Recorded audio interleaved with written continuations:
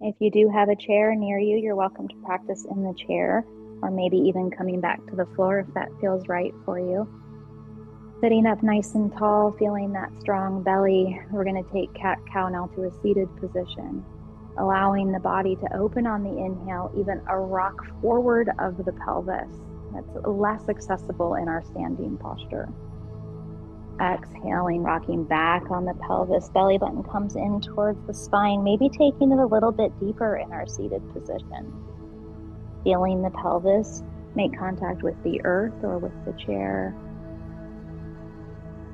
Letting the breath follow the movement.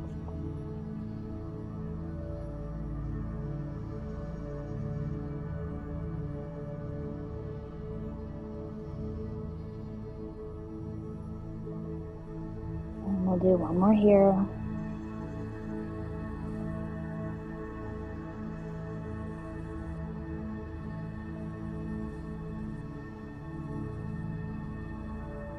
And with your next inhale, coming back to center.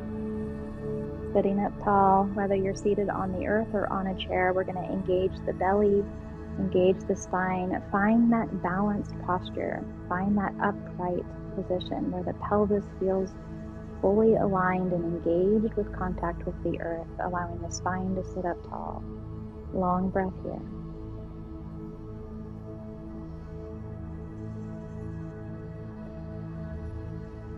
And we'll move into our pillar of strength. Strength of body, strength of mind, strength of heart. Strength is what allows us to show up in our day. Strength is what allows us to stand up for our values, our beliefs, our morals. Strength is what allows us to move around in our body.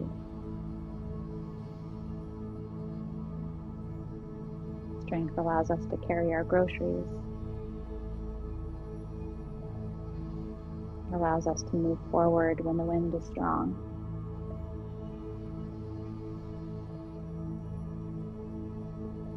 In our yogic practice, we might immediately think of plank as a strong pose.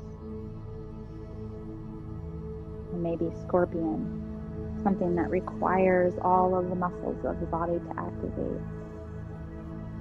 Working from a slightly different perspective of strength. Strength is required to get up and down out of a chair. Strength is what's required to join a dinner party.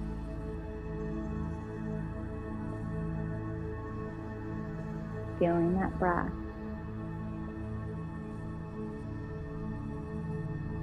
Feeling the strength of the low belly. We move into deep belly breathing, cultivating strength at our core. Long inhale, letting the belly fill in all directions, letting the belly expand like a balloon. On the exhale, letting the exhale begin naturally, nice soft exhale leaving the body. And at the bottom of the exhale, we're going to engage the core. Think about bringing the points of the hip bones towards one another. Think about bringing the belly button towards the sacrum. Think about engaging the bottom of our pelvic bowl, the bottom of our abdomen, engaging the perineum, allowing those muscles to come in, creating that a condensing of the balloon rather than an expansion of the balloon, letting the exhale fully leave the body.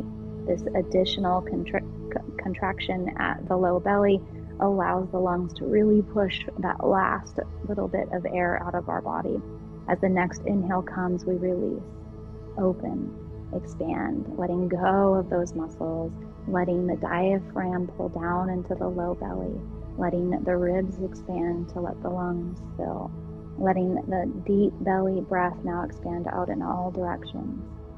And as the exhale comes naturally, slowly at first, as we get to the bottom of the breath, we'll engage the low belly, bringing those hip points towards one another, engaging the transverse abdominis, letting the bottom of the perineum come forward, and letting that diaphragm come all the way back up into the ribs. So the last bit of air can leave our body, and we're ready for the next inhale to come naturally, releasing the low belly. Long, deep inhale all the way down into the perineum, and letting that balloon expand in all directions.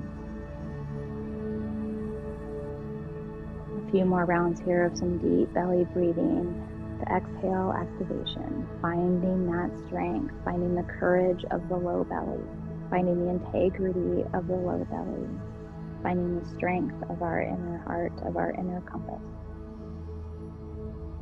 Long inhale expands in all directions, taking in nourishment, taking in the abundance around us.